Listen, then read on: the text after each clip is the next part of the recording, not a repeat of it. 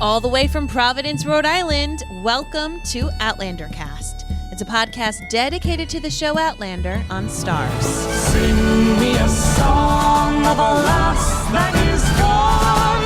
Say, could that lass be I? Mary of soul, she sailed on a day over the sea to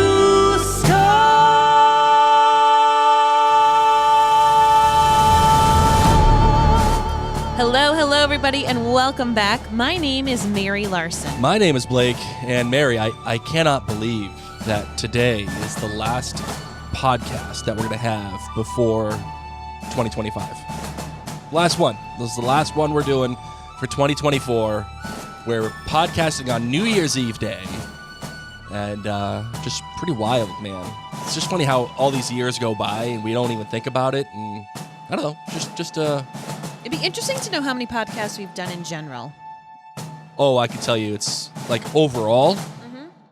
Oh, it's in the thousands. It's in the thousands. And how many about just Outlander? I can say that it's at least 400. In that range. And if you're listening, ladies and gents, my voice is a little off today. So if you hear some squeaking, and if you hear some coughing or sniffling or sneezing in the background, that's because I have this wicked cold that I just can't seem to get over. So that's the deal with that. I feel a little low energy today, Mary. I'm not going to lie. Our whole family has had this cold for way too long, and Blake is the last person to get it. So Yes. It is what it is. Hopefully you at home, wherever you're listening, hopefully you are feeling well. And if not, we can keep you company as you snuggle up under some warm blankets, maybe have some hot tea. Oh, it sounds fantastic I know, right? now. So we want to thank you all so much. Maybe we could watch the movie Holiday. You know, the one with Can't watch that with the kids. Jude Law. We all know that one, yeah. We all know. We all want to be in that cottage. Watch Jude Law's flirty eyes at me. Oh, goodness gracious. So fantastic. Well, before we get into the rest of the show, we want to make sure that you follow us and subscribe to Mary and Blake to hear all the greatest Jude Law talk. You can find us on Facebook, X, Instagram, YouTube, Twitch, TikTok, anywhere you can think of where we are there. And just look up Mary and Blake, where you can keep up to all of our podcasts, whether it is House of the Dragon or Bridgerton or Rings of Power or even the soon-to-return Potterverse, which we're very excited about, by the way. Just check us out there. Just search Mary and Blake and go to maryandblake.com to sign up for our newsletter as well that we send. There's no spam. It's just when we have something new come out, we put out an email. So we figured that you would appreciate that. Any opening takes, Marvin, before we get into this episode? No. No, nothing. No opening takes. No. My opening take is Rob Cameron sucks. He sucks, and I've just been thinking about this. His transition from like a little inappropriate as a coworker to like creepy guy who steals your kid. That's some evil stuff. Like just straight up stealing kids. Yeah. And like, what does he think he's going to get out of all of this? Like, yeah, he's going to get some gold. Okay. There's going to be a massive manhunt for you. Like, what are we talking about? I don't know. It's just, I feel like that plan wasn't very well thought out. Agreed. Just throwing that out there. Especially because he's back and he's just like, hey, sorry. Like, why didn't he go back? How did he not go back in time? Why did Rob Cameron not go back in time? Yeah. Well, maybe he doesn't have the gene or whatever. I don't know. But like what was he planning on doing? I guess that's my question. He wanted the gold, man. I know, but okay, he fakes that he went back to the Stones. Okay. For what purpose? Like, for what? It doesn't make sense. And then even if you do come back, and even if like you do get the gold, there's going to be a big search for you because you're Rob Cameron and you stole this people's kid. Like, it's a big deal. I don't know. Just throwing it out there. Not how you would go about doing it. It's not how I would do it. I feel like I'd be a little bit more clandestine about it. Agreed. All right, here we go. That's why I'm a Slytherin. And you know Rob Cameron's a Hufflepuff. No. He's No. totally a Hufflepuff. No. Yeah, absolutely. 100%. You're a wizard. No. He 100% no. He's a Hufflepuff Okay. who thought he could get away with it, and he's not. You're All upsetting me. right. All right. I feel like that's what No, JFF he's a would squib. do. He's a squib. Oh, you know what? That's a fair take. I'll give you that take. All right. Let's release the hounds, shall we? We shall. Let's do it. All right, all right, all right.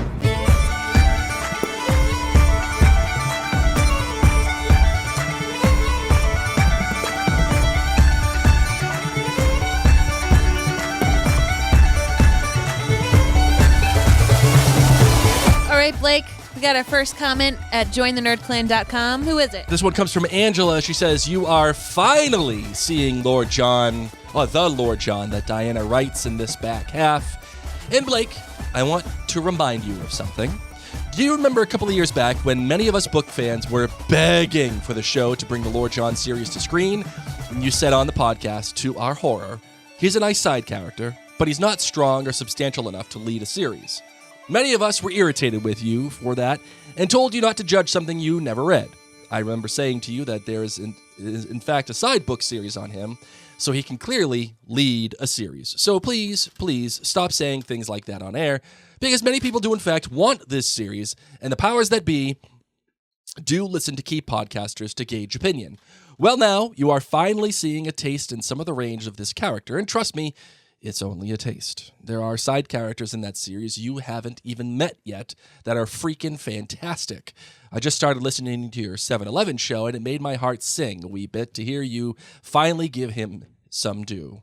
We are still hoping for a Lord John series. Maybe this will be an audition to finally give it to us.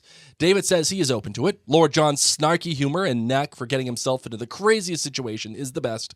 And his valet, Tom Bird, who you have never met, is an absolute fan favorite. So is his mother, LOL. You really don't know what you're dismissing, but I hope you are at least intrigued now. So I'm still take bunkered on this, Angela. I don't think that Lord John could lead a series. I will say that I'm happy that he's given a little bit more texture. He's given a little bit more stuff to do.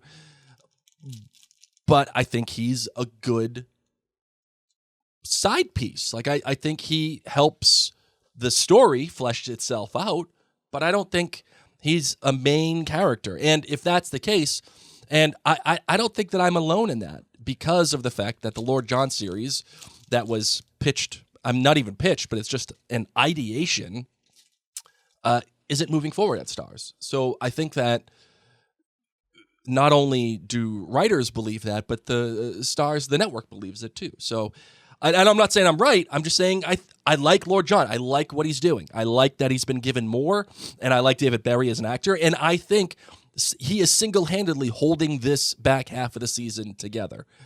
But I don't think he's a main character. I don't know, just throwing that out there.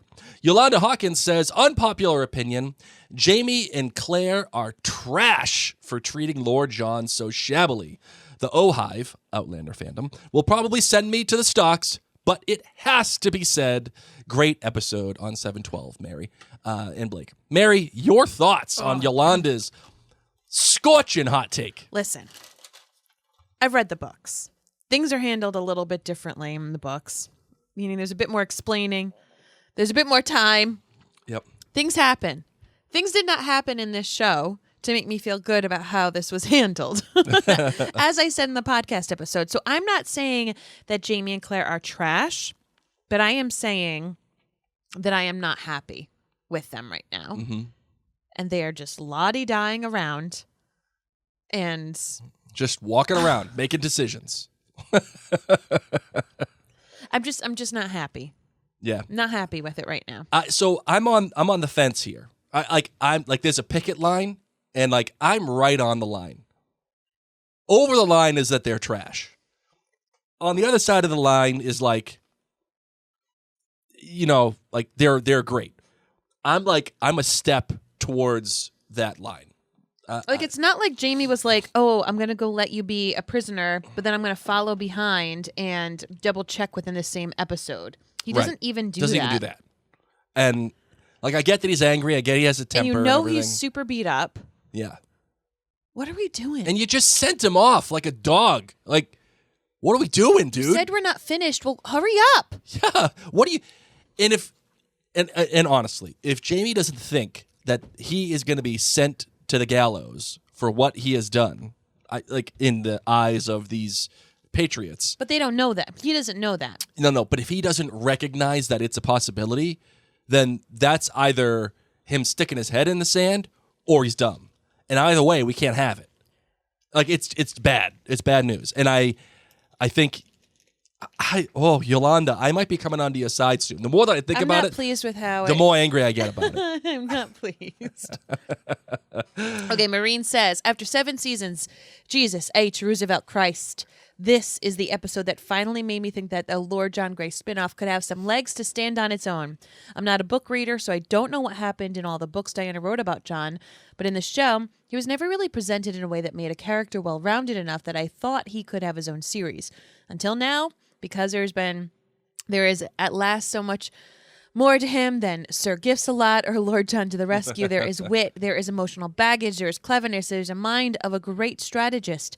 Not that John has never shown that before, but mostly he's been used as a narrative device to help the Frasers and never really on his own. It's nice to see that. This gives me hope that David Barry, who is smashing it this season, may eventually get to do the spin-offs he is still down to do. Yeah. Maureen, I'm here with you, and I will suggest to you that you do read the Lord John books.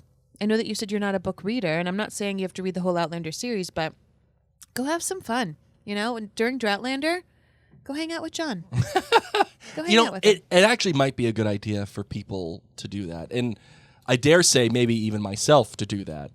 But I don't know yet. We'll see. We'll see what happens about that. But because I don't have any faith that the spin-off is going to happen. I think it would be good for you, Blake. But I think it would be fun to at least check it out, and see where it goes from there. I do think that this is an opportunity for Outlander. Well, actually, they can't even do it now because they've already shot season 8, right? So the filming is concluded on that. I was going to say it's an opportunity to have like a backdoor pilot for John. But, I mean, who knows? All right, let's get some voicemails in, shall we? Hey, Mary and Blake, this is Angie in Georgia. Hey, Angie. This is my GBGs for episode 12. I'm going to give this episode a solid 4. My good was sarcastic Lord John. Love it. All of his F's have been given. He does not care. Loved his just sarcasticness. My bad is the dialogue in the cold open. I hated this part of the book. I've said this a million times, but I really just feel like Diana should have consulted with one of her like gay besties or something. It's just cringe. And I don't know, kind of homophobic in a way, I feel like. It's just, I hate this part of the book. I hate this part of the show. I wish they would have changed it, honestly, but it's ripped straight from the book, so what are you going to do? I'm just glad it's over. And then my great is obviously Rumpy Pumpy that we got at the end, even though it was PG-13 Rumpy Pumpy. I'll take it. Also love the dialogue around that. Like, he's all like, if you think I'm not going to bring this up later, you're wrong, because I'm going to, but let's not talk about that right now. So I really liked that part. But yeah, overall, solid episode. Can't wait for the rest of the season. Talk to you guys later. Bye. Thank you, Angie. I agree. I was pumped to have some Rumpy. Pumped to have some Pumpy. Hi, Mary and Blake. It's Gloria from Salem. Hi, Gloria. 5 kills for this baby. Oh, Lord John Grey, how I love you. Every scene with him just got better and better. John looks a wee bit pale, Jamie, because he didn't expect to see you. Talk about shock. Then he just says it. Yep, you're a brave man. Yeah, twice. GBG's. My good is Lord John Grey himself staring at Jamie. And I'm not bloody sorry. That was great. My bad, William having Ian arrested and taking his anger out on him. And my great was all the brilliant performances all around. Lord John was my favorite this episode. And did you realize the word bloody was uttered 12 times? I did not. 12 times. I counted the second time I watched. Wow. So that's it from me. Have a good week, guys. Bye. Well, it's more than buggered. More than buggered. All right, here we go. Let's get to the next one. Hi, Marion Blake. It's Kathy from Cleveland calling about episode 712, Carnal Knowledge. I'm giving this episode 4.7 kilts. All right. I hope you'll forgive me from departing from the GBG format, but I have a lot of random thoughts and I just need to get them out. Understood. I apologize in advance. You might have to bleep me. First, on the Diana gabbled and beat me to a pulp and got me kidnapped, who did it better contest. I think Lord John beats Roger hands down. He was the perfect mix of misery and clever dark humor. David Barry was outstanding in this episode, as he has been all season 7B. Also, kudos to the makeup team. That injured eye was impressive. Agreed. Second, having read the books, I was looking forward to the conflict between William and Ian on the road. I can't decide if it was a pissing contest or a dick measuring contest, but it must be a pissing contest. Else I think the production team would have provided them with some sort of ornate 18th century ruler. And then William Ransom, when you manage to so incense Miss Quaker America that she not only slaps you in the face but spits on you, Woof. you really need to rethink your life choices. Totally agree. That said, Charles Vandevart was really great in this episode. Like stepfather, like son, I guess. I have more to say about adaptation, so I'm going to call back. She ran out of time. Because Kathy is a Hall of Fame caller, I'm going to allow it. Is that fair, Mary? Yes. Okay. Hi, Marion Blake. It's Kathy from Cleveland again about episode 712. I want to talk a little bit about adaptation. I love the books, but I'm not a book purist. I'm guessing most book readers love this episode because it was lifted almost straight from the books, mostly word for word. But for me, it felt a little stale because I knew not only the general story arc, but almost every word that would come out of every character's mouth. I was a little surprised by that because Toni Graphia was the writer for this episode, and we know how much she loves to make the material her own. Mm-hmm. And that sometimes makes me wince.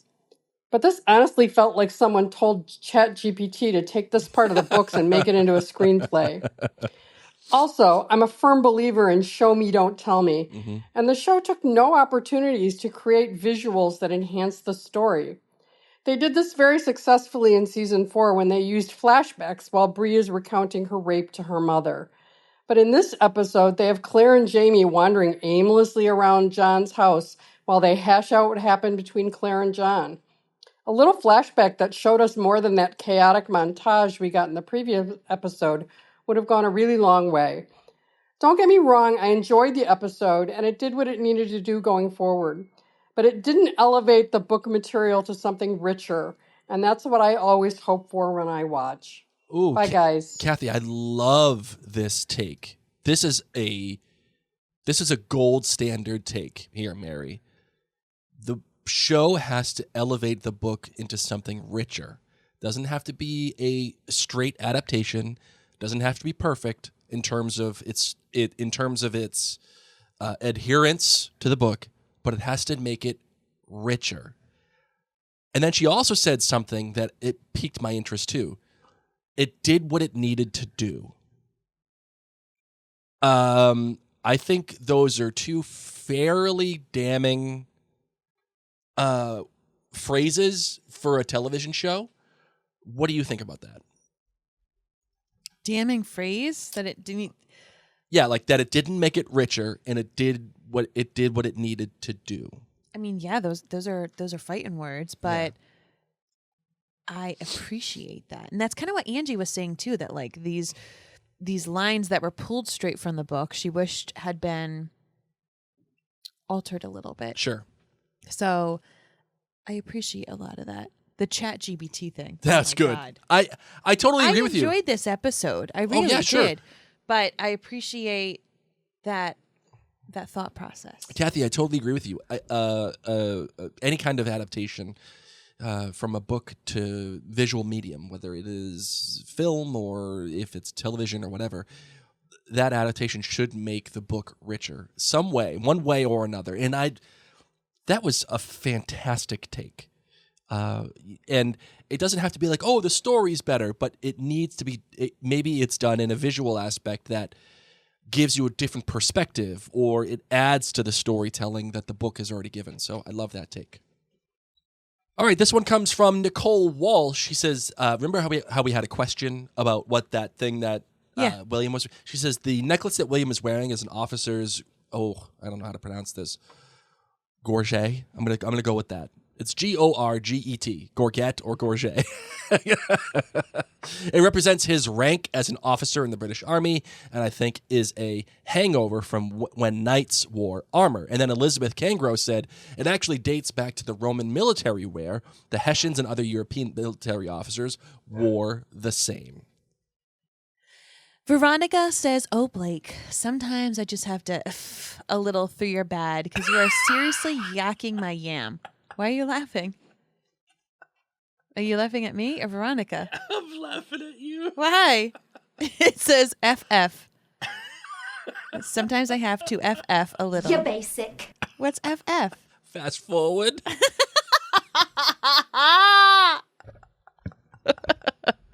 thought it was like a PFF. Mary will read what's on the page, ladies and gents.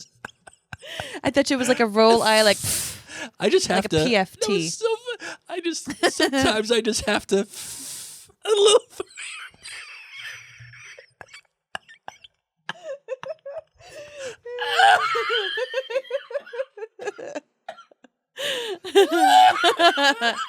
Sorry, Veronica.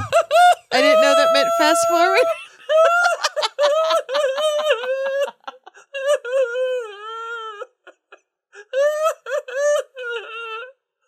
Sometimes I have to FF. A little through your bed. I have to.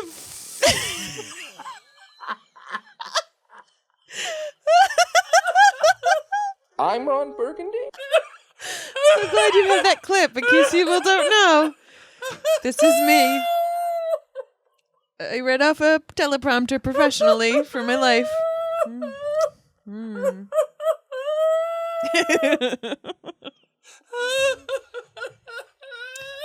Want me to start over? Veronica says, oh, Blake, sometimes I just have to fast forward a little through your bed because you are seriously yakking my yam. Part of what we love about Outlander is the historical figure encounters. And yes, it will keep happening. So is there any chance you can not go on and on and on about this? Pretty please. Much love to you. No, God, please, no, no. I'm hoping so too, No! Veronica. I have told him a million times to stop and just like get over it. That this is historical fiction. It's not historical. Bleak. Yes, fiction. Blaze, can you just like stop? There's going to be people coming up. Just enjoy the ride, man. Just enjoy. Luckily, that gave me one of the funniest moments I've I'm had gonna in a have while. to FF you. You know what, Mary? We're just gonna through you. Peg Rogers says, this makes 2 terrific episodes in a row. I'm giving this one a 4.95 kilt rating. There's really only one issue that brings this off the 5 kilt rating mark for me. The good. As I read through the comments on this episode, I agree with the thoughts on all the big moments. The fallout for William on learning Jaime is his father, the fight between William and Ian, the epic collisions between Jaime, Claire, and Lord John, one fantastic scene after another throughout the episode. The bad. I really did not like the weird editing of Lord John's escape with Jaime's conquering of Claire and John on the table. Agreed. It was too much back and forth that really took me out of both scenes. Great. For me, it was the really small moments, great writing and great delivery by the actors that made this episode shine. Jaime admitting that, even foxes grow old. Ian's small smile when he sees Jaime alive for the first time. Claire's gentle, as much as they could have, when William asks if Jaime and his mother loved each other. Jane's very impactful, ever think that a whore has a sense of honor too. And Claire's description of Lord John's triage by placing his grief over mine, followed by Jaime's that bloody Englishman bandaged me with his friendship, acknowledging just how much these 3 really do love and need each other's friendship. And the best. The scene that takes the cake for me is Lord John's sing-song reply when Denny wishes John's wife were here. my wife. Oh, Claire isn't my wife anymore. Jamie Fraser is not dead. He's the one who hit me, but I was asking for it. And that smile, oh my God, I laugh out loud, Blake level giggling every time I watch that scene. So unlike John in previous episodes and so representative of John's loss of self-control amidst all the chaos happening around him. And I am so here for it. All right, let's get to the next voicemail. Hi, Mary and Blake. My name is Elizabeth, and I'm calling from the UK Yes, you with are. my feedback on Outlander series 711. That is just like the sweetest, Yeah, she has a beautiful voice. oh my goodness, you can read children's books. You should read children's books. That was fantastic. Carnal Knowledge. My good was the introduction of Jane. I thought the actress that played her was very good, and I loved the interaction between her and William. I'm looking forward to watching the progression of their relationship as we go forward. My bad was the end sex scene between Jamie and Claire, and the way it was tied in with Lord John's escape. It just didn't feel right the way they'd done it that way, and to be honest, it sort of gave me the ick. My great was the setting in Philadelphia and the fabulous costumes too. I thought it was all pretty much historically correct for that era. And I was super proud of the fact that it was actually filmed in my home city of Liverpool, All right. here in the UK. Overall, I would give this episode a kilt rating of 4.5. It's just so good having Outlander back on our screens, isn't it? And listening to you guys each week again is also a highlight of my week too. Thanks for all you do. Sending lots of love from Liverpool. Bye for now. Well, Bye. thank you. All the Liverpool love for you. Oh my goodness. That was great. I was going to say it sounded like she was reading for a children's book until she started talking about Lord John and sex and everything. Good stuff. All right, this one comes from Susan. She says, what did I think? Well, I cleared the candles and the centerpiece from my dining room table. Seriously. Loved the performance of Sam, Kat, David, and Charles. However, even the supporting cast was fabulous. The scene between Charles and Sam, so good. I love Rachel and Ian's storyline. 4.8 kilts. The next one comes from Janelle. Marvin, why don't you take this one? Janelle says 4.8 kilts, great episode, or good was staying in one time zone and letting the fallout of Jamie's, quote, death and, quote, resurrection take place. I felt like we finally got a chance for things to breathe and see our characters deal with the aftermath, the bad, the sex scene. Seeing Jamie and Claire get it on in the safety of Lord John's house, intercut with Lord John's attempted escape that just made everything feel wrong. Maybe it was supposed to make the audience feel like this is all wrong. However, what felt like should have been a lovely reuniting after great dialogue and arguments just felt disjointed. I would have rathered the show Jamie and Claire reunite physically and during a little pillow talk.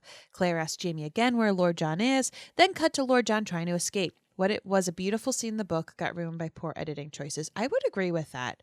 I really would. Fair. Absolutely fair. And I think that that's part of the reason why I was disappointed with Jamie and Claire not caring more, because it was intercut with those scenes. Yeah.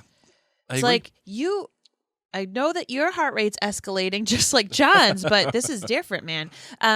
Her great. Finally seeing Lord John Grey more than a man who just pines after Jamie. We've seen him as a soldier, leader, politician, and father. But it was great to see him be resourceful, his humor and sarcasm.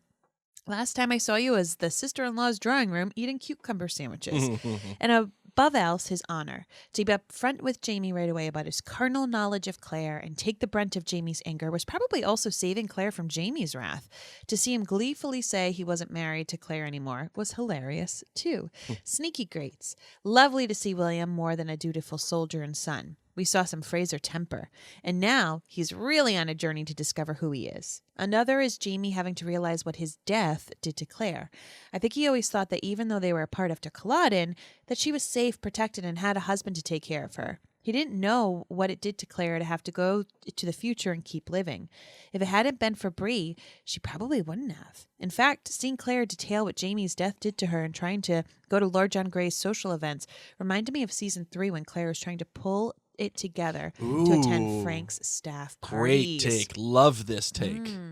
Weird observation. Is it me? Is it just me? Or does Jane look like Bree? I'm not sure if I see that. about you? Interesting. Side note, no joke. My mom had a wheat salad she would serve that was made with pudding, canned pineapple, and canned mandarin oranges, and boiled Oh wheat. my God. The wheat was soft and didn't It's taste just like pooper. wheat.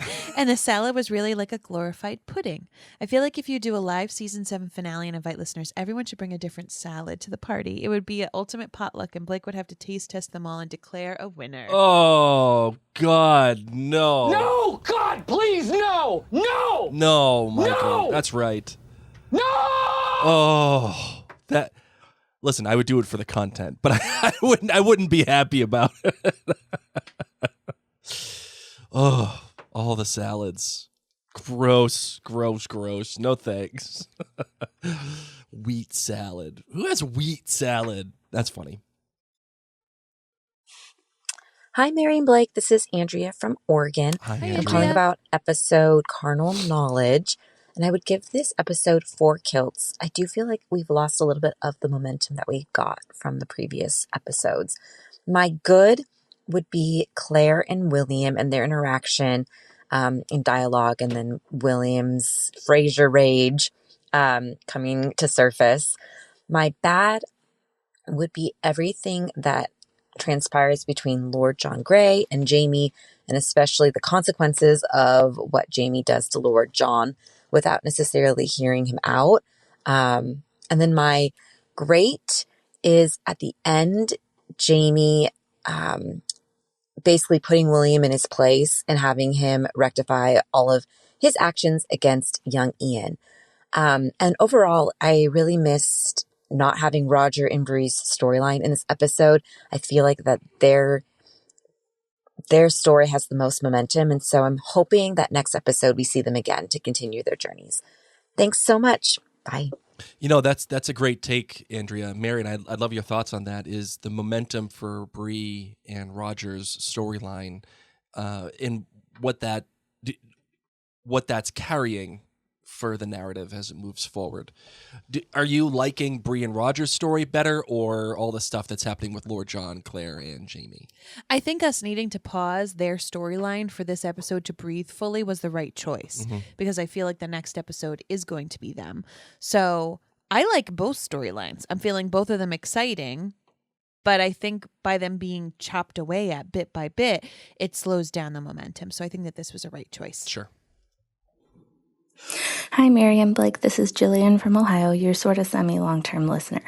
I wanted to start by apologizing for tricking you a bit last time with guessing where I'm from. I thought it would be clever to preface my y'all by saying I wouldn't mislead you too much, but in my haste to fit as many of my thoughts in 90 seconds, I didn't emphasize it enough so you didn't hear it. So although we do say y'all on occasion and there are plenty of cows and cornfields, Mary, it was meant as a misdirect.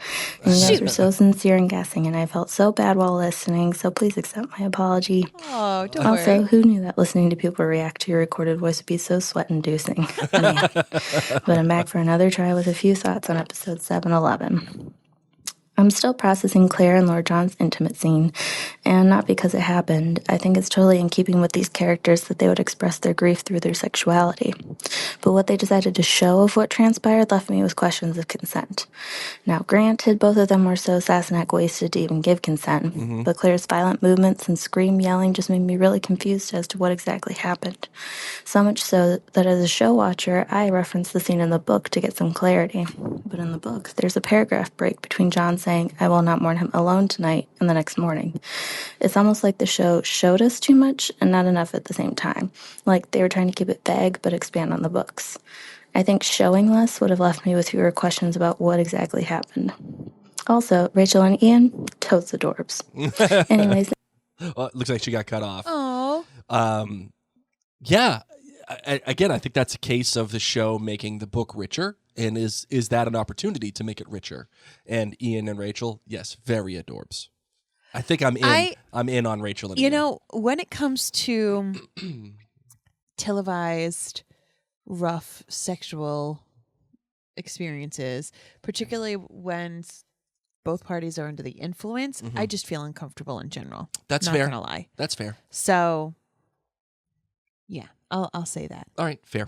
All right, Becca says, wow, that was such a fast hour, and it left me so eager for the next episode that I watched 712 4 times this week. Wow. 5 kilts for me. My good was the whole apple doesn't fall far from the tree theme, from the title card to every scene with William reflecting it, resembling both of his fathers. My bad. Claire's statement about the apple was a bit on the nose, and it didn't make sense to say it to the maid. Did she even know about Jamie being Will's father? My great was everything Lord John. Superb acting by David Barry. I loved seeing the sarcastic and angry side of him. He has done so much for Jamie and the whole family, and I don't think has gotten enough in return. I also have a hot take. Lord John escapes with Dr. Hunter's help, and they fall in love, and Lord John gets the happiness he's always deserved. Aww. Oh, God, I love this take. This is great. I don't know if it'll happen, but I love it. This is great stuff. All right, our studio says, actually, Mary, why don't you read that one? Yes, the show is the show and the book is the book. But as a longtime book reader and rereader, this episode encapsulated what I find compelling about Diana's narrative. Interlocking plot lines with pithy character interactions. Pithy character interactions. That spin a long yarn, keeping you along for the ride. It was a filler episode done right with a garnish of Here Comes the General. Hi-oh. Here comes the General! With Jamie as the Deus Ex Machina. Deus Ex Whatever. Machina. Yeah, thank you. Listen, man.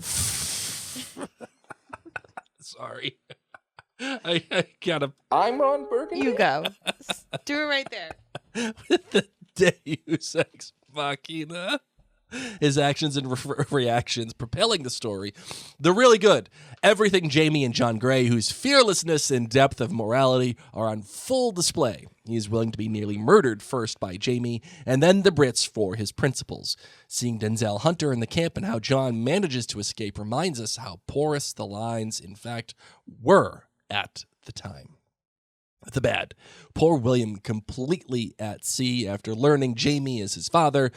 Alternately unhinged, awkward, and cringeworthy were also his innate sense of right when he rescues Jane. He is the product of the sum of his two fathers incarnate. The great, the reconciliation between Jamie and Claire. This was no easy kiss and make up. It was messy and difficult getting to the ultimate reunion. So well done. 5 kilts. All right, Marvin, you take Kathy. Kathy McKibben. I worked at a farmhouse where Washington stayed while encamped at Middlebrook. Oh, cool. Just regular people around. There were not a whole lot of people living in America at that time. Washington was around regular people. Jamie had made a name for himself as a leader of men. It is totally believable that Jamie would meet him. Now you agree. Mary's already unhappy with me about this take, so I'm just going to leave it where I'm going to let the leave it where a lion sleeps. Okay, whatever that. Let a lion, whatever the heck that phrase is, that, okay? I'm just going to let that one go. All right, let's get to the next voicemail. Hello from the Highlands of Scotland. It's Kirsten Lane Hi, here, Kirsten. giving you my take on episode 11, The Good. The twist with Rob Cameron being in the future with Brianna. You called it, Blake. Also, in the bonus clips, they've explained how they wrote in Brianna jamming her finger in the kitchen drawer because Sophie had actually broken her finger and had to wear a splint. Oh, wow. The bad. Haud the bus, I want to get off. The Lord John Clare drunk grief nookie.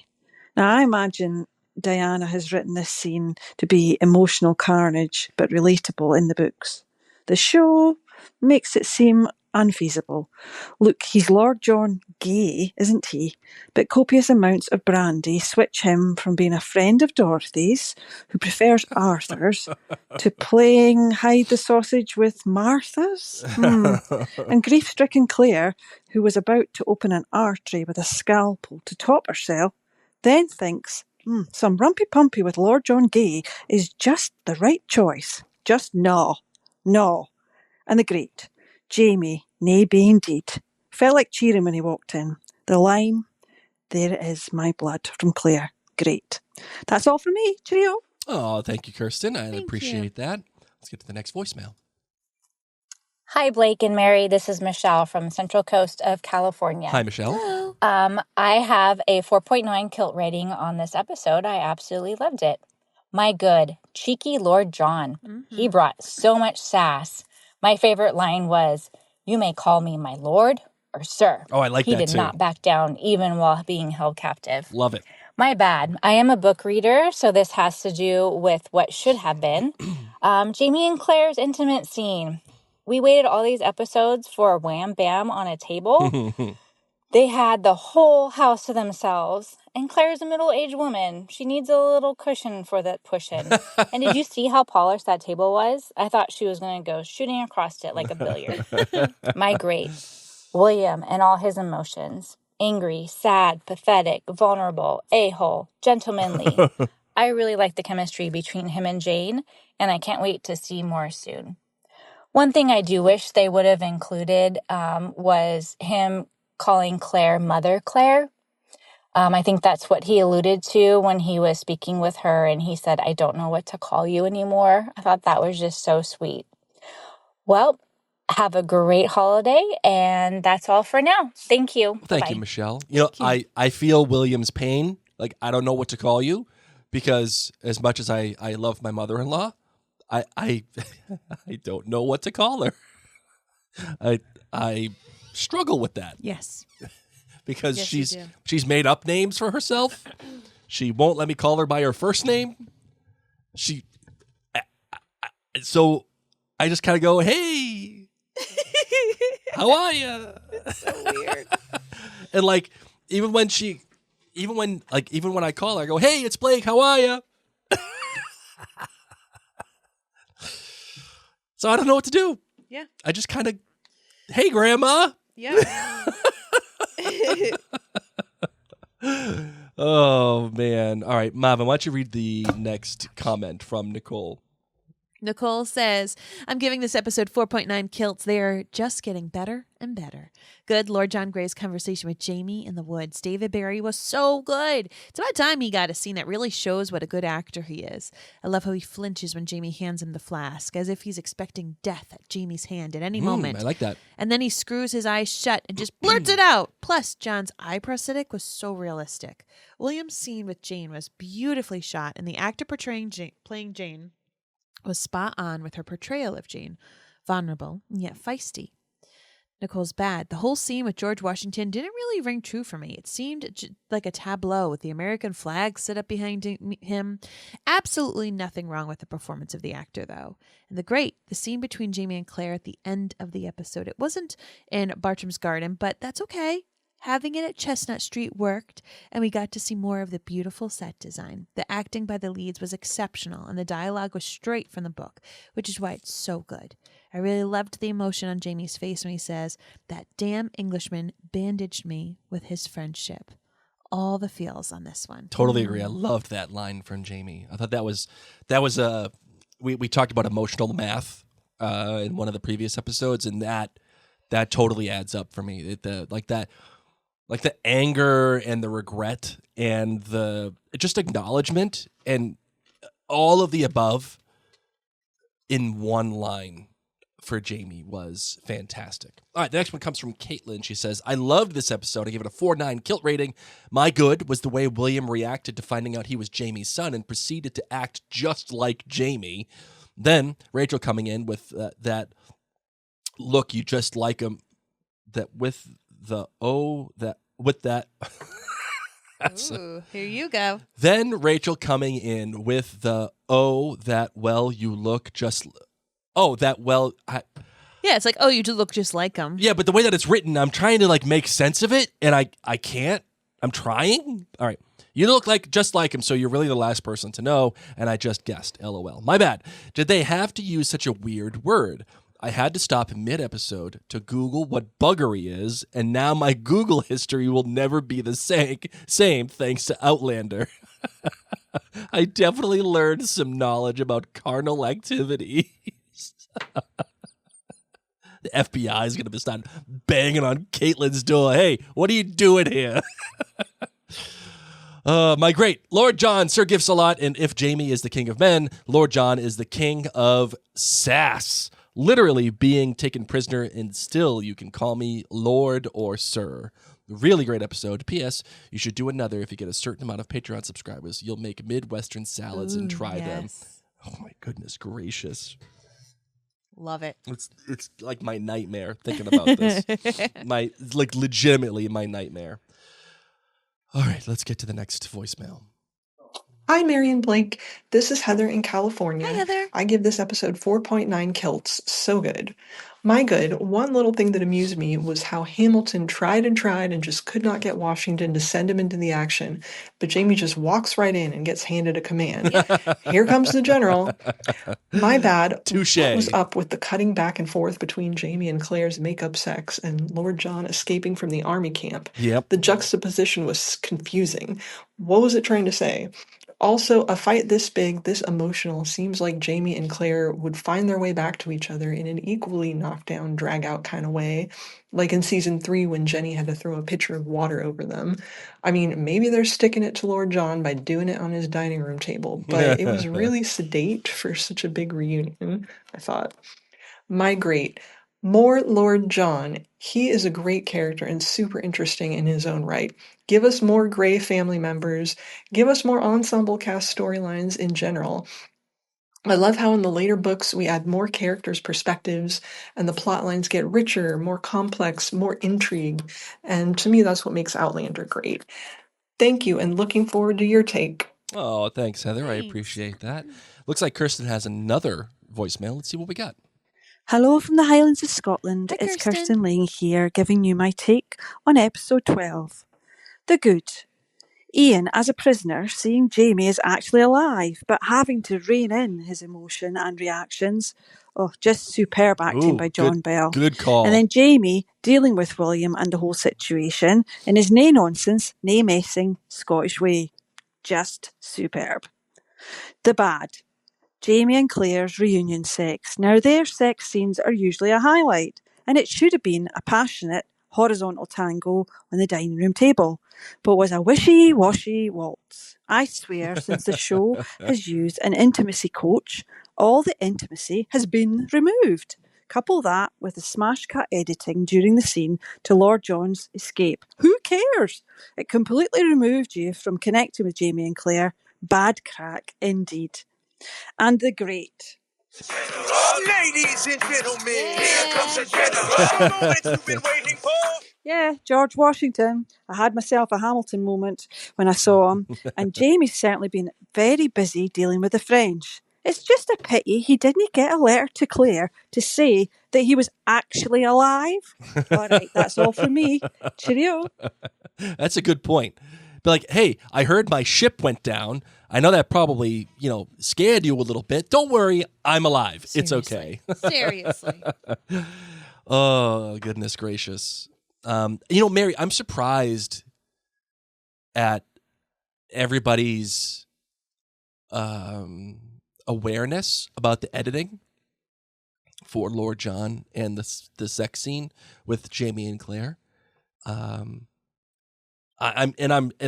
say that in a great way. Like, I'm really happy that people are noticing it, and that's one of the issues that I find. If people notice your editing, then you're doing a bad job. You know what I mean? Mm-hmm. Like, that makes sense to me. Like, it's let us be in the moment. Yeah, I don't know. It's not great. Definitely not great. All right. This one comes from Laurel. She says, great episode. We got 2 examples of Fraser fire in this episode. Didn't love that Jamie was basically repeated his Roger error when he sold them off to the Mohawks with Lord John and the rebels. Was this out of character for Jamie? On the one hand, someone slept with Claire, so all bets are off on what Jamie would do. But on the other hand, the Laird, MacDu, Fraser's Ridge Jamie would never do that to one of his people. But it's involving Claire, so all bets are off. William had the most Outlander version of a no good, very bad day possible. Yes. My good. Lord John wins this episode. I'm here for sassy LJG. Call me sir or lord. Snap. Something like that. My bad. Jamie and Claire's use of the dining room table. I mean, After LJG gave the most beautiful gift in the same spot, it felt like another dig at poor Lord John, who has received literally the opposite of a thank you from Jamie and Claire. My great, William getting dad treatment from Jamie when he instructed him to release Ian. I felt like William and Jamie have so many similarities, one of them being if you give someone your word, you do it. I missed Roger and Buck this episode, excited to see where their adventure takes them. Let's see. I have one more. Let's see. I think I have a couple more voicemails. Here we go. Hi, this is Kirsten calling in for my feedback on the Outlander episode, Carnal Knowledge. Now, I have to say, we normally fast forward through the opening credits, but as we were... No. What you do is you...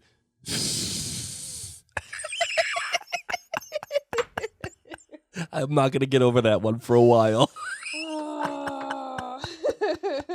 That almost might be as good as BYE. For those of you who don't know, many years ago, Mary and I were watching football.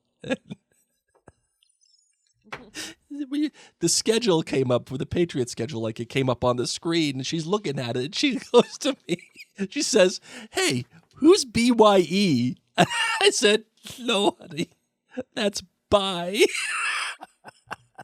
Meaning they have the week off. They have the week off. BYE.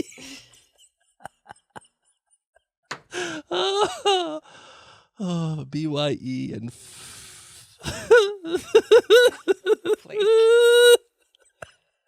all right, here we go.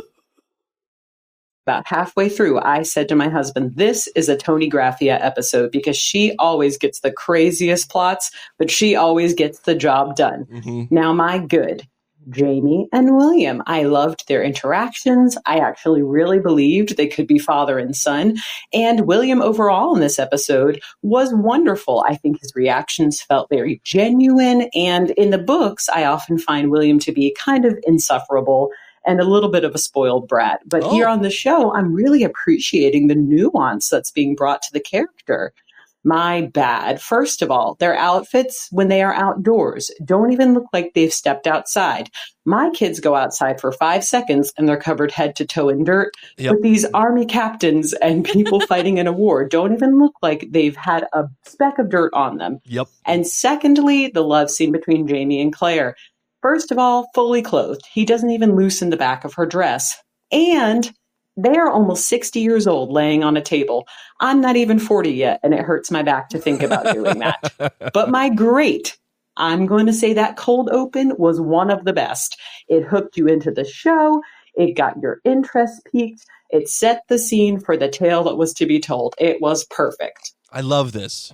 Some people, it's like, I loved the cold open. Some people are like, that cold open sucked. This is great. I love listener feedback episodes. It's the best.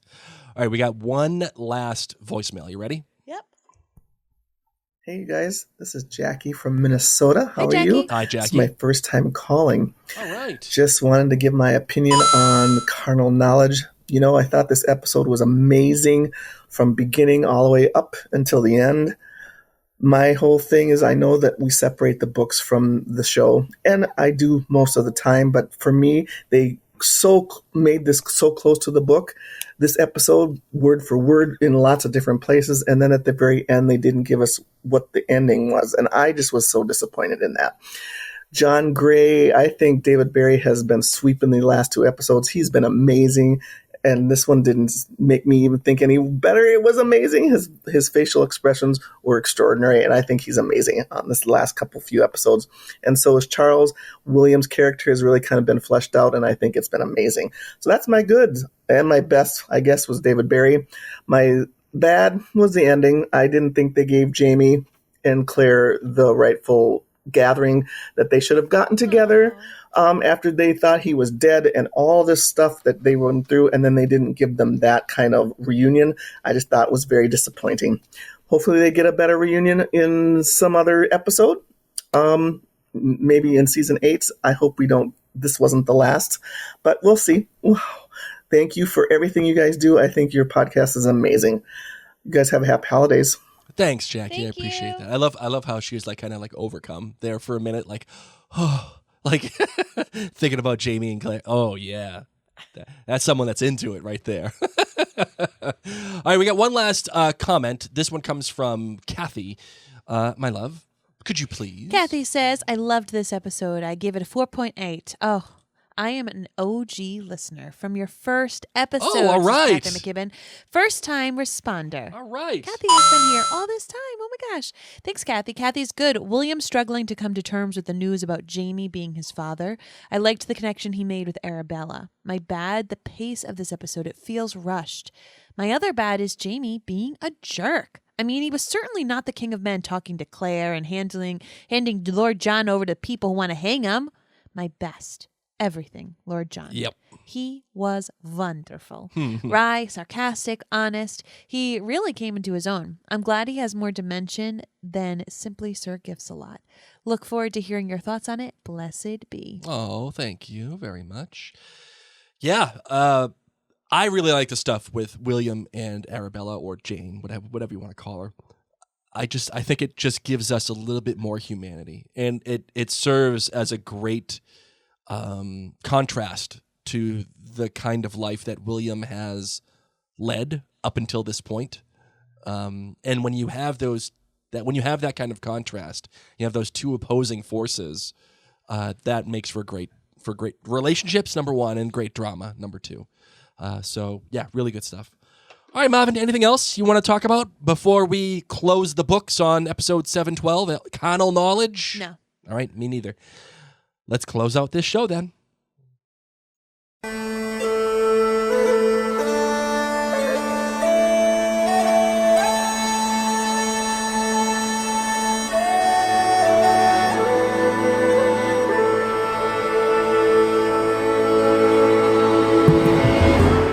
Thank you all so much for tuning into this episode, and remind you that you can subscribe to us on your podcatcher of choice.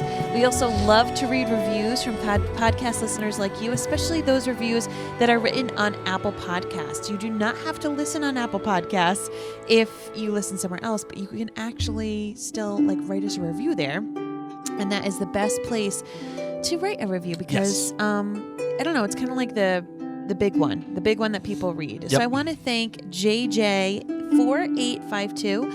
I'm watching Outlander for Marion Blake recommendations. I would be lost without them. For instance, when Roger went back in time looking for his son and all the Scots were talking about the ferrymen, what ferry? Why would this make Roger think he has to do with Cameron? Not until Mary said ferryman on the podcast did it click for me. Now please explain to me how Rachel could pick wee Ian over William. William is richer, better looking, better physique and accent. Plus he didn't lose a fist fight with an octogenarian. Keep up the good work. We appreciate all that you do.